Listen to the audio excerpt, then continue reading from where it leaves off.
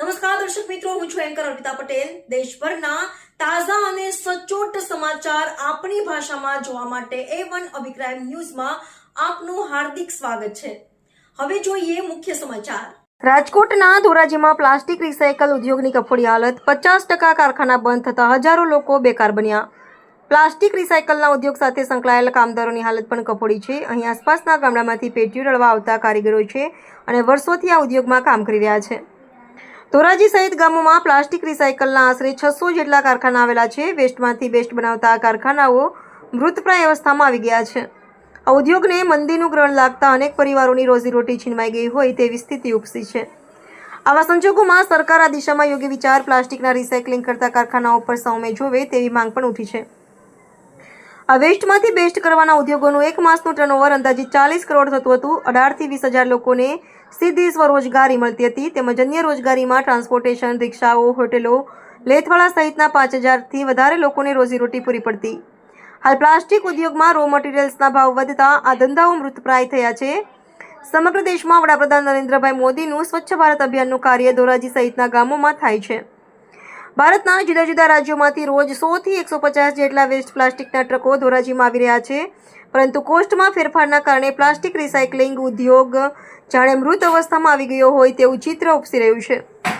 ધોરાજી હાલમાં 100 કરતાં વધારે પ્લાસ્ટિકના રિસાયકલિંગના કારખાનાઓ બંધ થઈ ગયા છે અને અમુક કારખાનાઓમાં મંદીના લીધે ઇલેક્ટ્રિક કનેક્શનો કટ કરાવી નાખેલ છે અને અમુક કારખાનાવાળાઓએ લોટ ઘટાડેલ છે।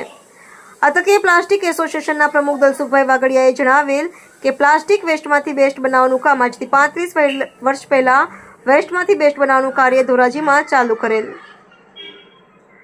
આ ઉદ્યોગને બચાવવા સબસિડી, ટેક્સ, નાબૂદી વગેરે જાહેર કરવામાં આવે તો અનેક બેકારોને રોજીરોટી મળી શકશે।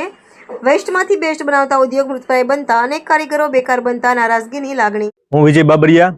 ધોરાજીની અંદર રિસાયકલિંગ પ્લાસ્ટિકનો મોટામાં મોટો ઉદ્યોગ આવેલો છે અને સંપૂર્ણ ધોરાજીની અંદર આ મહત્વનો ધંધો છે। એના કારણે નાના મોટા તમામ લોકો આ ધંધા રોજગાર સાથે સંકળાયેલા છે અને ખાસ કરીને મજદૂરો આ પ્લાસ્ટિકની અંદર મંદી આવવાના કારણે ખૂબ હેરાન થયા છે, કારણ કે એને પૂરતી રોજગારી મળતી નથી। જેનો રોટલો જ મજૂરી ઉપર છે એને આજથી ધોરાજી હિજરત કરીને મોટા ભાગના મજૂરોને ધોરાજી છોડવું પડ્યું છે, કારણ કે એક મહિનાની અંદર 5 થી 6 દિવસ સુધી ચાલતું હોય તો 25 દિવસો લોકો શું કરે? આના કારણે મજદૂરો ખૂબ દુઃખી છે અને ધોરાજીનો મુખ્ય ધંધો હોવાના કારણે ધોરાજી સંપૂર્ણ રીતે પડી ભાંગ્યું છે, કારણ કે નાના મોટા ધંધા રોજગાર પ્લાસ્ટિક ઉદ્યોગોના આધારે જ સંકળાયેલા છે અને આ ધંધો ભાંગવાના કારણે ધોરાજીની આમ જનતાને પણ ખૂબ મુશ્કેલી છે અને ધોરાજીના લોકોને પણ ભવિષ્યમાં અંદર ધોરાજી છોડીને બહાર જવું પડે એવી ભીતિ છે। દિલીપ સિદફરા। દીપાજી, અત્યારે પ્લાસ્ટિક પ્રોસેસિંગ કારખાના જૂના રોડ આવે છે, કેટલા કારખાના બંધ છે અને કારણ શું બનવું અત્યારે? બંધમાં બસ ઉપર લેવલે થોડુંક આમાં પેલું બધું રિસાયકલ પ્રોસેસ છે તો એમાં બહુ એટલી બધી કે આ જીએસટી ને આ તે બધું છે એની હિસાબે થોડુંક અટવાય છે બધું કામકાજ, બરાબર।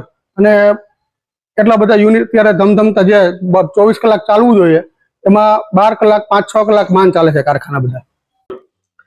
દલસુખભાઈ વાગડિયા, ધોરાજી પ્લાસ્ટિક એસોસિએશન પ્રમુખ।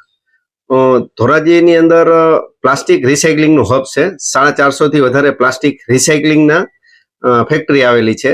જે ફેક્ટરી વેસ્ટમાંથી બેસ્ટ બનાવતું પ્લાસ્ટિક ઇન્ડસ્ટ્રી છે, પણ હાલની પરિસ્થિતિ જોતા અત્યારે 25 થી 30% ફેક્ટરીઓ બંધ હાલતમાં છે અને 25 થી 30% બીજી 25 થી 30% 24 કલાકને બદલે 12 કલાક જ ચાલે છે। એટલે અમારે અત્યારે મંદીનું માહોલ છે અને અમને ખૂબ જ ચિંતા થઈ રહી છે કે આવનારા સમયની અંદર અમારા ઉદ્યોગનું શું થશે।